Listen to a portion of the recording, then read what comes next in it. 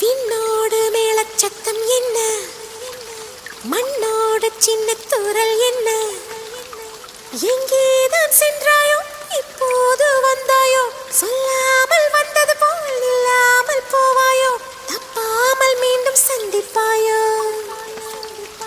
நீ வரும்போது நான் மறைவேனா, நீ வரும்போது நான் மறைவேன்.